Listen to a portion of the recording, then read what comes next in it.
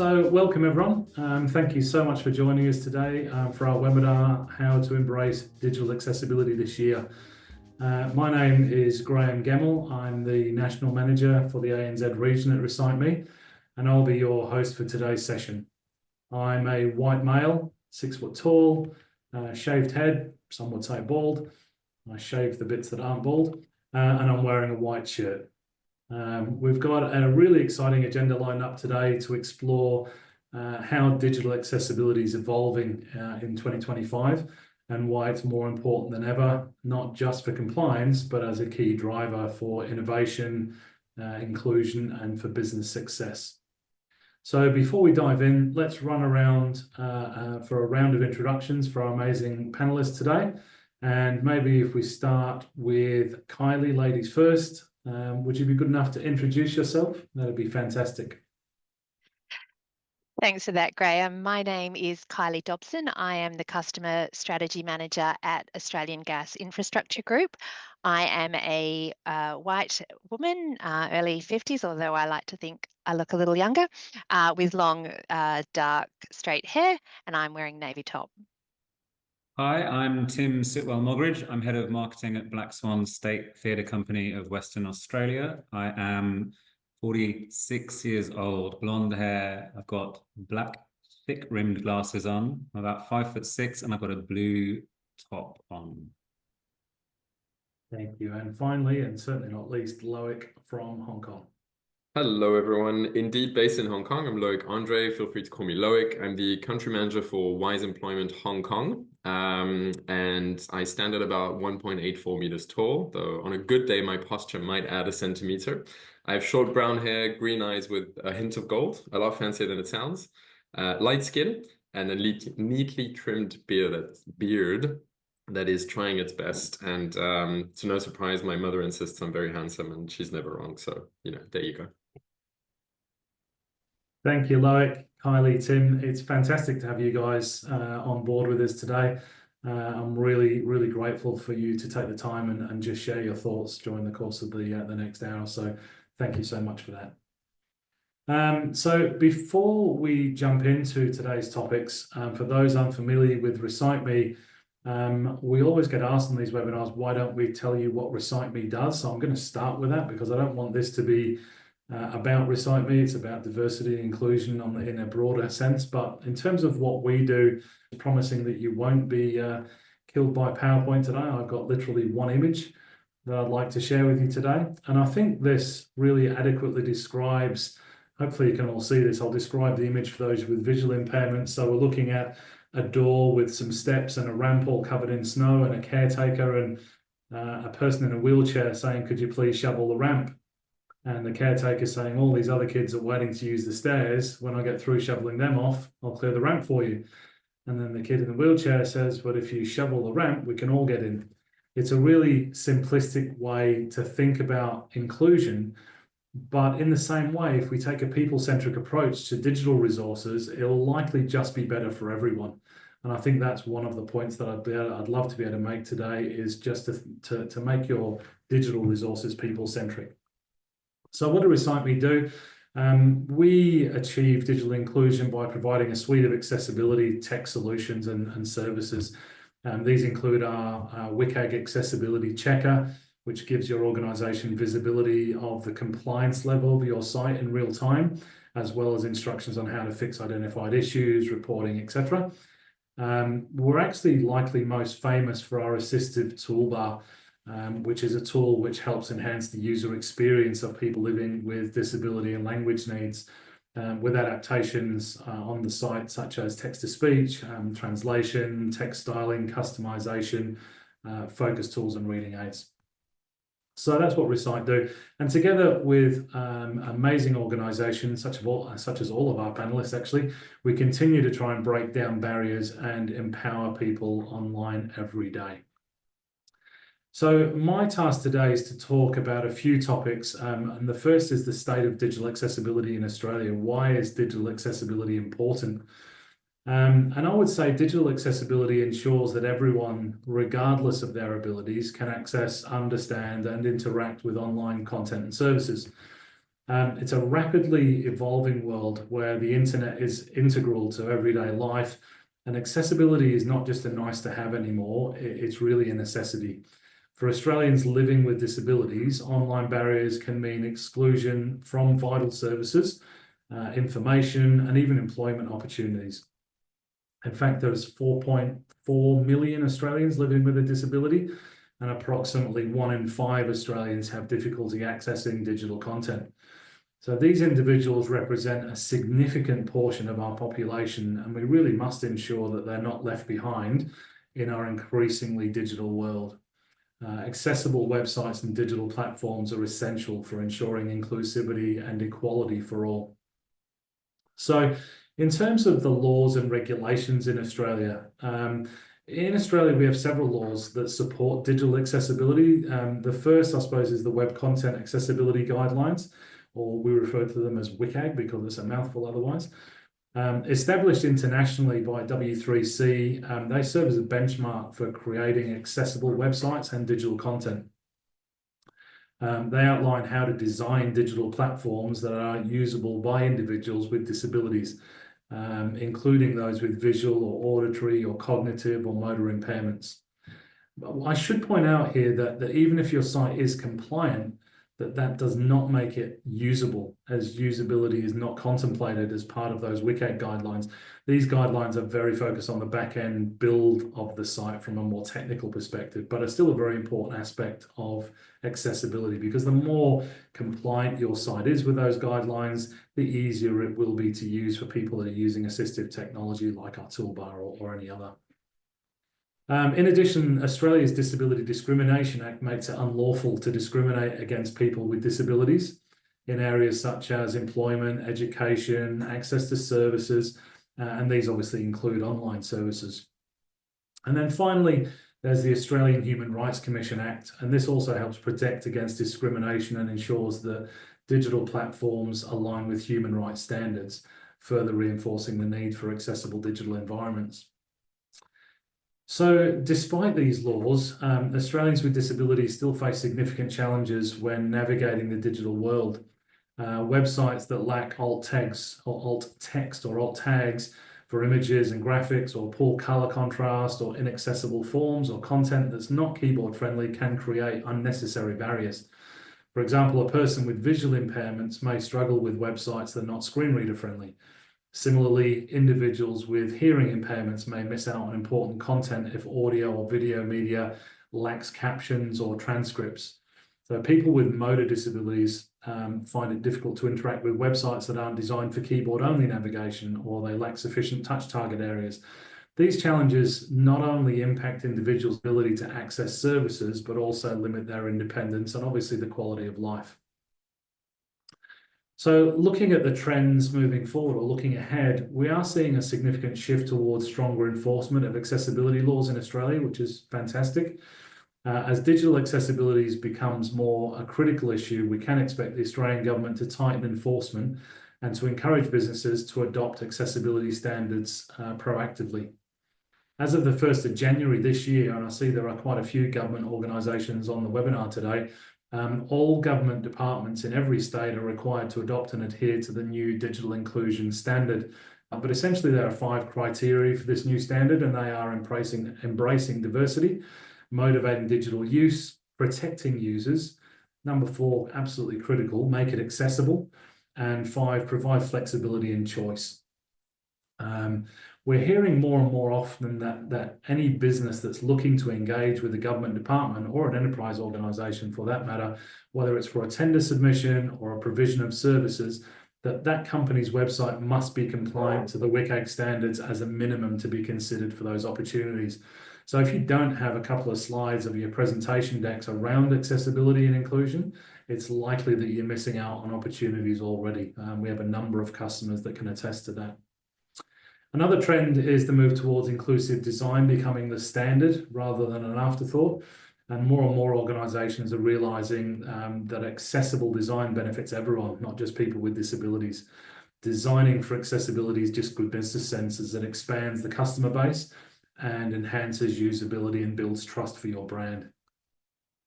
We're also seeing a rise in workplace accessibility, with organisations increasingly prioritising accessible technology, remote work options, digital tools to create inclusive work environments for employees with disabilities. In terms of consumer behaviour, there is a growing awareness and demand for accessible digital experiences globally and absolutely in Australia. Australians, especially those with disabilities, are becoming more vocal about the need for accessible services, and they're also more likely to support businesses that prioritise accessibility, which can lead to better customer loyalty and absolutely a better brand reputation. My final point is globally globally influenced, and there's a new standard, I suppose, on the global stage called the European Accessibility Act, or the EAA. And this aims to harmonise accessibility standards across the entire EU and is coming into mandatory force, I think, as at the end of June this year. It's one of these developments that will likely affect Australian businesses, as Australia is home to many international companies, all those with global ambitions. There will be increasing pressure to comply with international accessibility standards, and this will include the EAA. Australian businesses that operate internationally or plan to expand globally will need to ensure their digital platforms comply with these global regulations, and failure to do so could result in a missed market opportunity or reputational damage. So this convergence of global accessibility requirements highlights the need for businesses to view accessibility not as a local concern, but as part of a broader international movement. So finally, digital accessibility is not just about compliance with laws and guidelines, it's about creating a more inclusive society where everyone, regardless of ability, can participate fully in the digital world. By understanding, I should say, the challenges people with disabilities face online, and we embrace those trends towards inclusive design and recognising global influences shaping the future of accessibility, we can make significant strides in ensuring a more accessible and equitable digital future for all Australians. So that's my sort of background piece.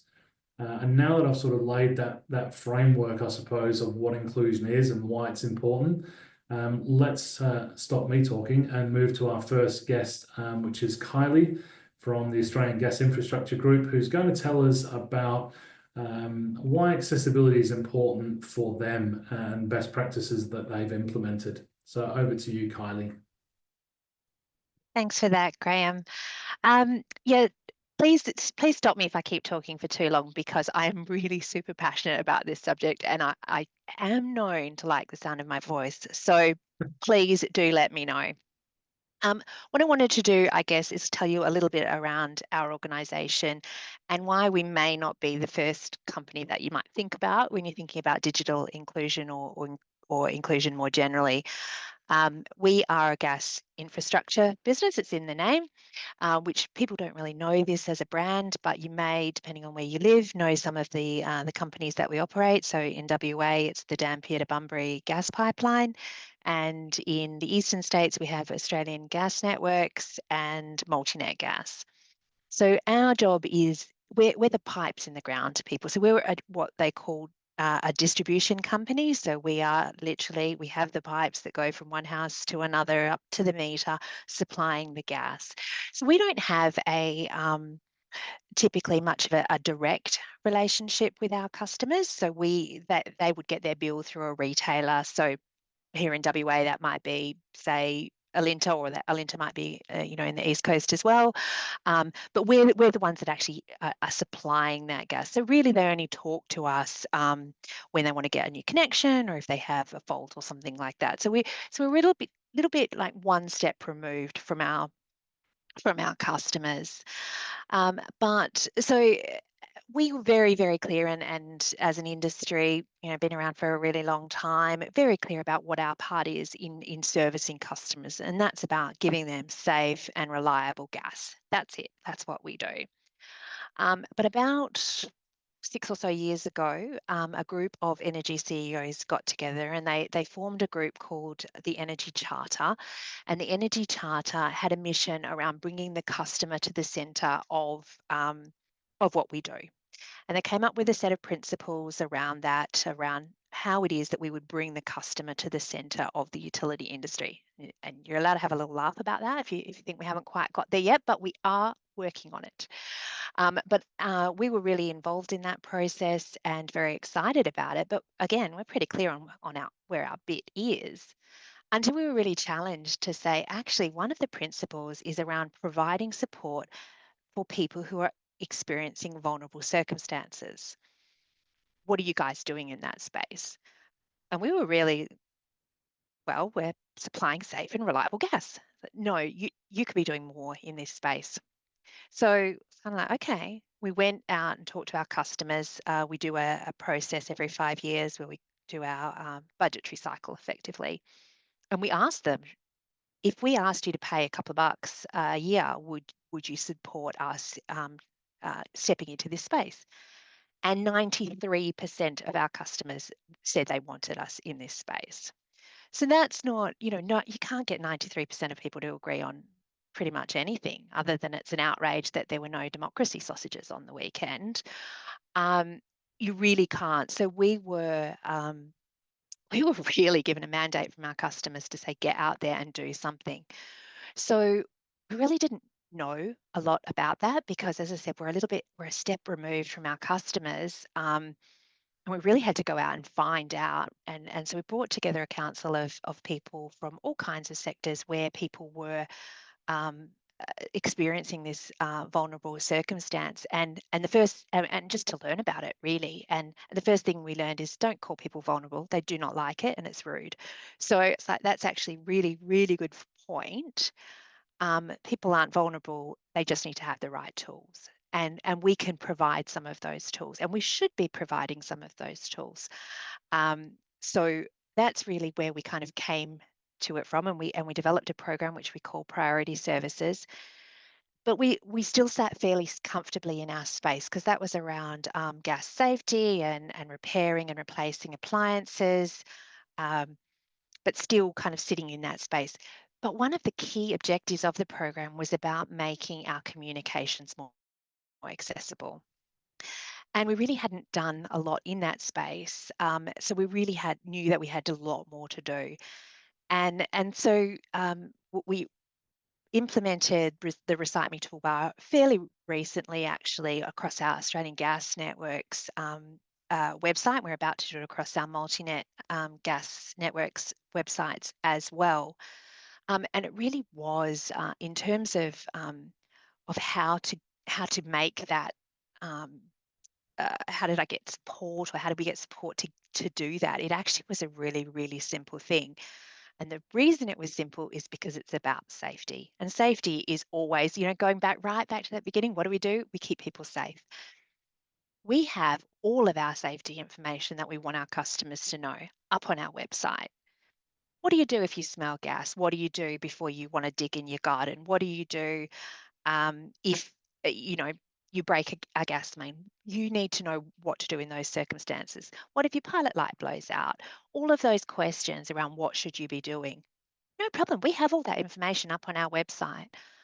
But 20% of our customers can't access it, or certainly can't access it easily. 20%, that is ridiculous. And some of them are the people that might be experiencing just a lot of other challenges as well, because potentially they're have a disability, or their language is other than English. So it's hard enough without us just making life harder for them by effectively hiding that information from them almost, or they have to bring their children in to access that information for them.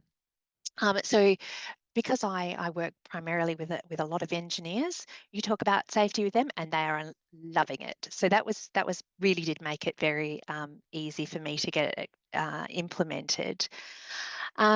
We also, from a business perspective, so financially, it's really good in terms of all of those reporting requirements that we have in the ESG social impact reporting, or DEI, and also our regulatory reporting. What is it that we are doing to make our information available to everyone? So actually, in terms of getting it in the business, was actually very, very easy. So as I said, we've recently rolled the Recite Me toolbar out across the website, and across the Australian Gas Networks website, and just about to do multi-net as well. And the next step for us is around putting all of our standard communications online, so that so typically we'll come to your house, maybe we'll fix something and we'll leave a card for you. Well, okay, those cards are of no use to 20% of the population. So how are we going to be able to make sure that those people can get access to that information? So all of our standard communications will be moving online.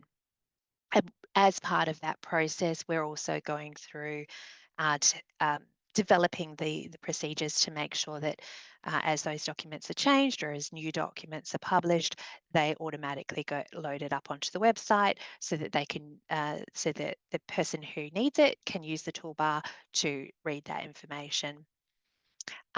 What I have found though, what I've found as part of that process is that I've been talking really widely with the organisation and showing them, and getting excited about this, because as you can tell, I get excited about this kind of stuff.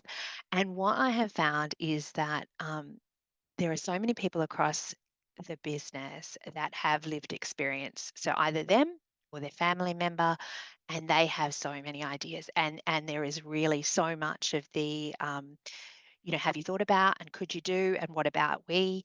And I'm here for it. It is amazing because they're thinking it, they're talking it, they're living it. And in this coming year, or actually this year that we're in now, quarter of the way through, we have built accessibility support for customers. We've baked it right into our strategy and our KPIs. So I have to deliver this year 5 initiatives that will support customers' accessibility effectively.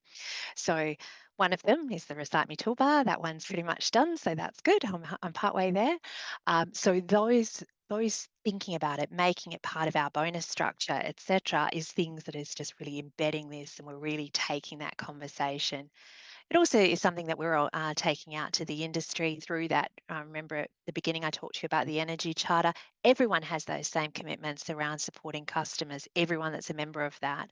So it's just some ideas that we're sharing with that group, and later in the year we're going to have another webinar with that group talking about accessibility. So lots to do and lots of opportunity, but the ideas are just pouring in from everywhere in the business. So recommend you look at this as an approach.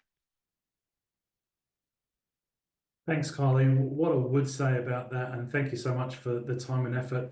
What I would say to everyone on this is that it's really interesting the types of organisations that approach us for help. Really diverse in terms of anything from utilities to libraries to charities to recruitment. There's a whole range. But what is overwhelmingly the same about almost all of these organisations is it does take a passionate individual to drive that conversation through whatever the internal processes are. So I do thank you, Kylie, for doing that, because you're obviously very passionate about the subject, and it does take a product champion sometimes to get the internal bureaucracy to just do something. And you've been very, very effective at doing that. So thank you very much. As a way to bridge to LOIC, I guess the first steps for many businesses on their inclusion journey is to look at their recruitment processes, diversity and inclusion, to make sure that those processes are inclusive to all, whilst creating an inclusive working environment. Obviously, a business does reap the benefits of that. And we have LOIC here today to speak to us about diversity and inclusion in the workplace and inclusive recruitment. And again, LOIC is a passionate advocate for disability-specific recruitment. And pleasure to have you here today, LOIC. I pass over to you, my friend. Thank you very much. Hello, everyone. So the first thing I'll say is that, yes, I'm a passionate individual. Yes, I think I'm a kind person and want to make the world more inclusive for everyone.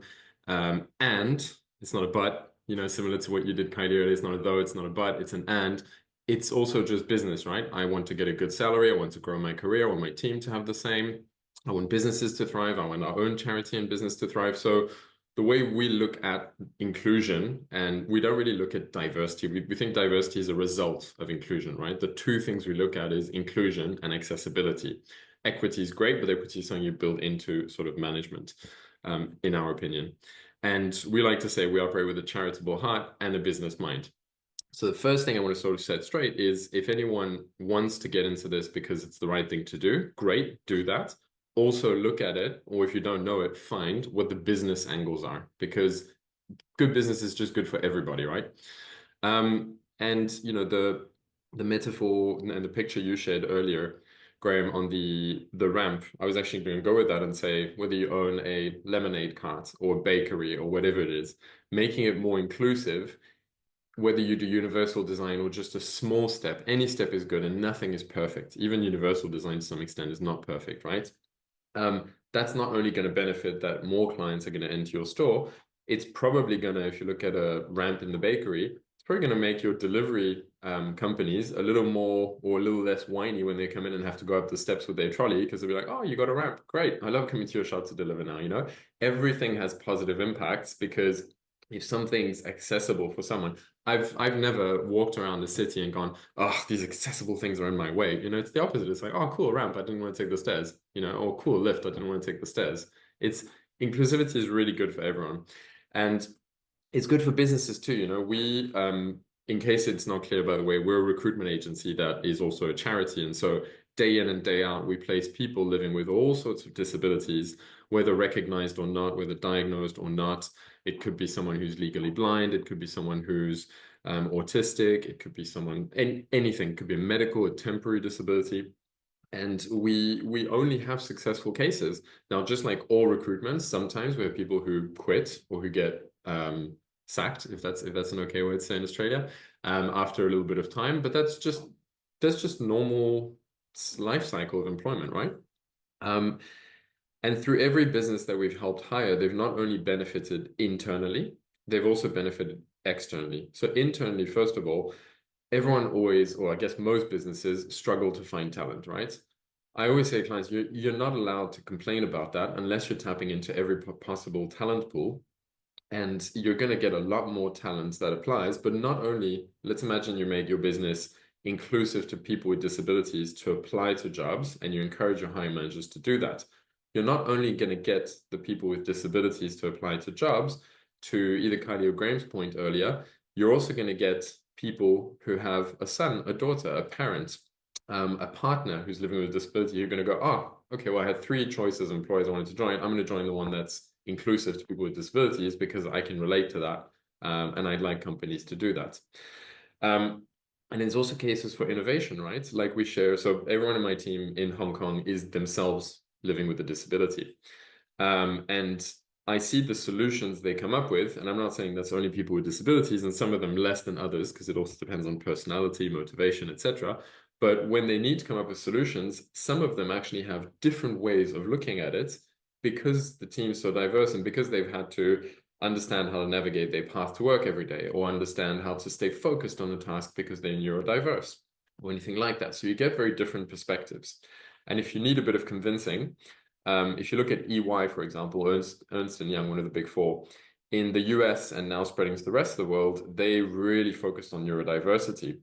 You can look this up. It's a very famous business case, and I'll share the link here afterwards.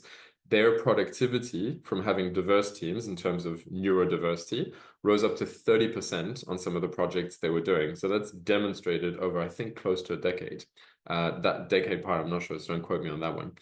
And also when you recruit diverse, it actually increases the engagement in the team, the retention, the profitability.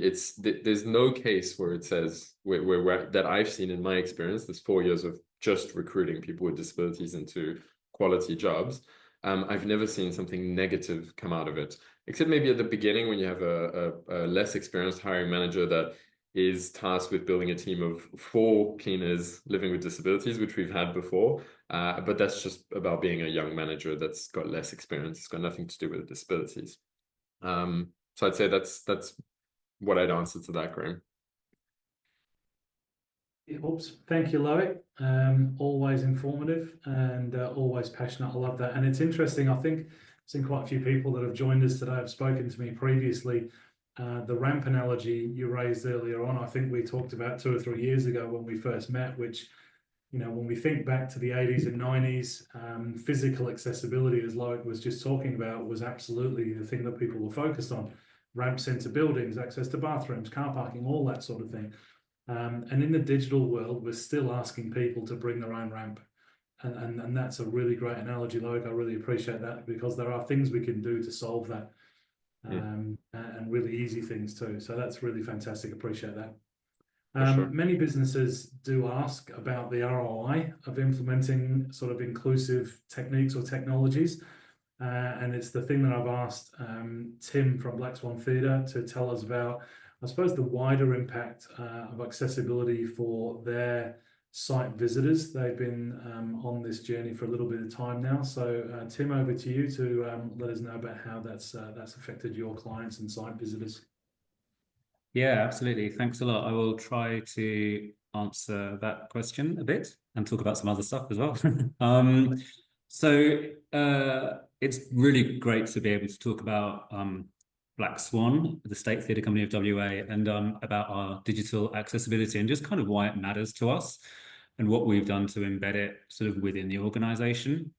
I think as the State Theatre Company, we really believe that we have a responsibility to sort of lead the way in accessibility. I don't think it's just enough for us to provide theatre for some. We need to be open to everyone to experience what we're doing. And for a long time, I think we really felt we were making progress. We were offering Auslan interpreted performances, we were offering audio described shows, tactile tours. But when we stepped back, we saw a problem, which was that we weren't actually reaching the people who needed to use these services the most. It's like we were ticking all the boxes, but we weren't really seeing engagement. We were being diverse without being inclusive. We were providing services, but failing to ensure that the communities and those people who needed them knew that they existed. And that's kind of where we realized that we really had to fundamentally change what we were doing. So the first thing we identified was that accessibility doesn't just happen to be inside the theatre. It starts way before people arrive at the venue. If people can't find out information, then they're not going to book a ticket. If they struggle to read or understand our content, they won't be welcomed. And if the booking process is too difficult, then they'll give up on making the booking and they'll never come through the doors. So we realized that we had been kind of missing the boat on a lot of those things. And we also realized that we'd been assuming some deaf audiences could just read about show information, but I learned that Auslan is a distinct language and it doesn't follow the same grammatical structure as English, and many deaf Australians have lower English literacy, and that really enforced the importance of providing some of the information that we had in other forms, including Auslan, as well as written English as well. And this was a huge wake-up call because we didn't realize that we'd been excluding a whole bunch of people. We thought we were including everyone, and actually by doing that we realized that we were excluding them kind of even more in a way. So one of the biggest changes that we made was at the end of last year, September, October, was introducing Recite Me Toolbar, which, as you guys will know, adjusts the fonts, colors, the contrasts for easier readability, translates the content on our website. The screen reader has been used loads, and people are activating the reading aids there. And it's allowed people to really engage with our website in a way that works for them rather than us just assuming this is what they need from us. One of the biggest barriers that we faced with our accessibility, and probably like many arts organizations, is that we just didn't have any dedicated budget for digital accessibility. And rather than put it into the too hard basket, we got creative and we decided to go to our friends' membership program and got them to pay for us to increase our digital services. Our friends are our most loyal supporters, and getting them involved, we gave them a direct role in improving accessibility. And as a result, they haven't just supported us financially, but they've really embraced the change because they feel a part of it. And this approach has been a sort of accidental success, really, because it's meant that all of those people, our core audience, a lot of them have become, just really embraced the change, and accessibility has become embedded sort of in the wider community of our theatre-going audience. So it's kind of changing everyone's opinion, I think, of what we're doing. So since launching Recite Me, we've seen some really clear improvements in engagement. We've seen more people using the tools to access information in ways that suit their needs. So I looked at the data from the past 3 months. We get monthly reports, and we have seen a noticeable shift, especially in the last month, of people adjusting the style and using the screen readers. I should say, when we first came on board with this, we were really looking. We thought, well, we just need a screen reader. We thought that was what we wanted to achieve. And it's really interesting to see, yes, people are using the screen readers, but the adjusting the style of the page has been a huge, we've seen a huge increase. Translation services have been making it easier for non-English speakers to understand our content. And they're not just being used on the sort of shop front side of it, they're being used all the way through our purchase pathway. And so we've seen that people are using all of those services all the way through to buying tickets. So while we can't be certain that we've attracted a whole new bunch of customers, what we do know is that we've made it easier for customers, old and new, to kind of go through that process because they're using the tools that we're providing. So I know that this Recite Me doesn't really do the Auslan. I know that you're talking about signed services going forward, but one of the things that using Recite Me made us really think was about how do we improve more? How do we think about these other things? And so we've started to introduce Auslan signed videos for all of our seasons and our productions. It's been a big step forward in making our marketing more inclusive. I suppose the focus on digital accessibility has also reshaped how we're thinking about our more traditional marketing methods. We're now taking accessibility into account when we produce everything, whether that's font size or contrast or clarity.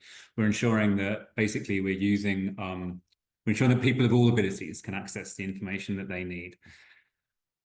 So kind of two of my finishing points, I suppose, is that what I've learned through this process is that it's really about collaboration and not competition. So I really strongly believe that everyone in the arts industries should be working together, especially in WA, to create a shared commitment to accessibility. And by working together, we can really learn from one another and elevate standards across the whole sector. I think the goal is super simple: make arts in WA more accessible and possible for all audiences. And I think that can only be done when we're working together with that. The other big thing for us has been back to budget, really. And it's always been that accessibility was an afterthought. It's something we could do if we could find the money.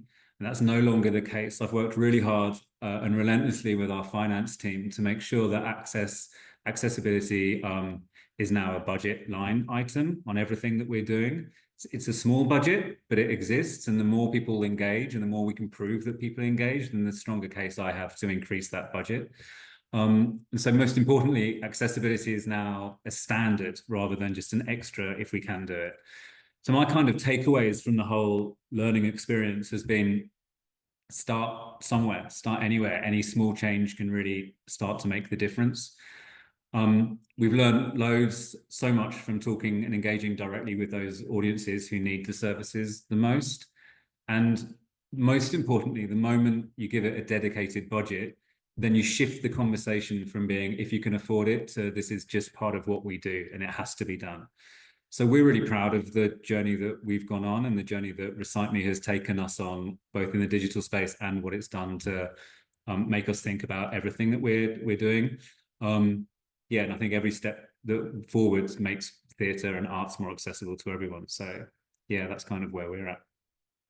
That's awesome. Thanks so much, Tim. And you've sort of stolen my thunder a little bit there, because one of the really exciting things that is happening in the Recite Me roadmap is we've actually literally just last month launched BSL, or British Sign Language, as part of the tools in Europe.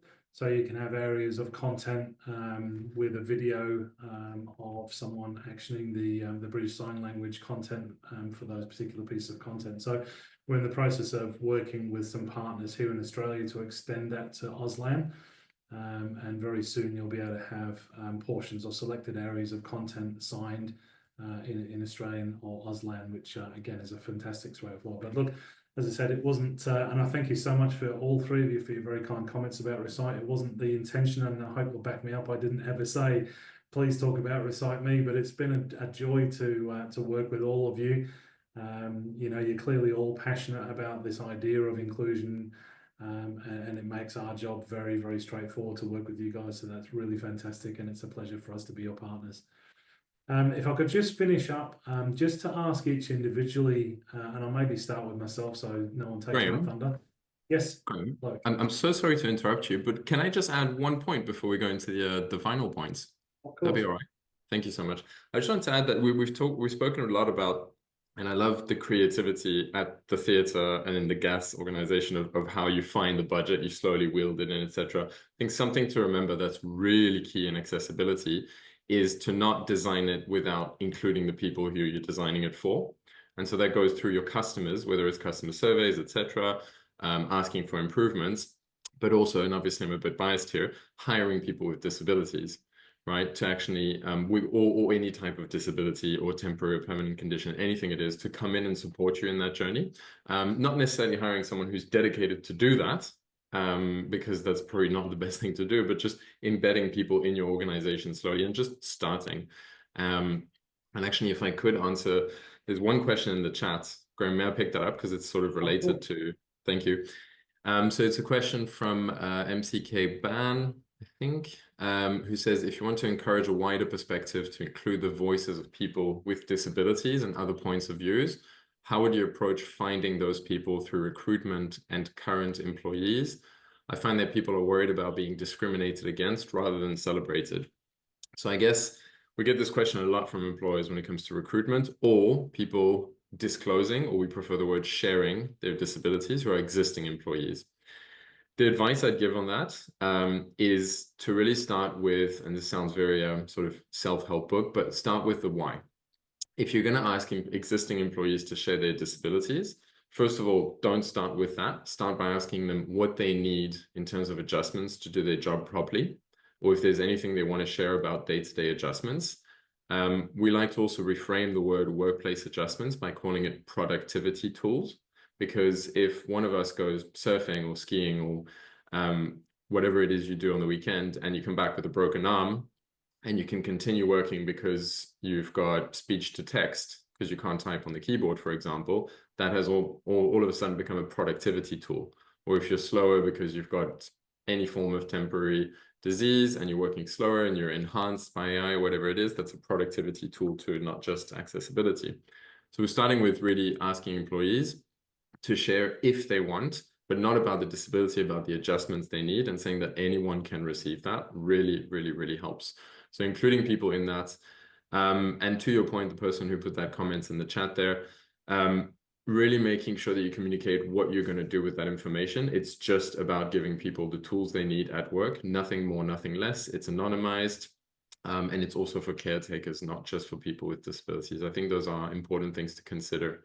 And by doing that, you'll also get those same people, even if you're not able to recruit or get customer feedback, you'll get your existing employees to be able to share tips on how you can go forward in that journey, because they've probably got a lot of ideas. So you don't even need new resources. You just need a bit of a communication exercise on what you're doing, what your thoughts are. And don't try and be perfect. Just start, just jump in. You might make mistakes, but it's okay. It's not going to burn your company down. Just start somewhere, right? And if you get the employees involved, there's even less of a chance that you're going to do something wrong because it's coming from everyone, right? So it's just a few words I wanted to add on that. Thanks, Loic. Really appreciate you picking that up. It's a great point, because I talk to recruiters every day, and many times I think processes in recruitment are designed really around efficiency and speed. And it's that people-centric approach that really, you know, offering people choice, right? Don't just force people down the particular route that makes my life easier. Just offer choice, and reasonable adjustments is not a nasty word. It's some really basic things that you can do to make the lives of people with disabilities easier. I mean, they already have to apply for, and Loic, you'll know better than I think they have to apply for 6 times more jobs than an able-bodied individual just to find meaningful employment. So, you know, some basic adjustments is not too much to ask. Yeah. All right. On that note, we're only a couple of minutes before the end, so I do want to get back and just take a comment from everyone. I'm going to start off, I guess, just with a piece of actionable advice for our attendees in terms of one takeaway that they can sort of help improve their digital landscape in 2025. And mine would be that diversity and inclusion can easily be seen as a checklist or a quota. Maybe if we're talking about gender equality, for example, but it has to be far more than that. Look around your organization and actually see which groups are underrepresented and then do something. And it doesn't matter which cohort that is, but the underrepresented cohorts are the areas where you can make a change. So take that first step, whatever that is, as Loic has pointed out. If it's just a conversation in the boardroom, if it's a step towards a more inclusive recruitment process, or documenting a plan towards compliance, or whatever it is, but just do something would be my parting words of advice for our attendees in order to start that journey, because there is no solution, but a series of many steps towards better inclusion. Kylie, could I ask you? I know ladies first, but I've gone before you, but ladies second. How about that? Thank you.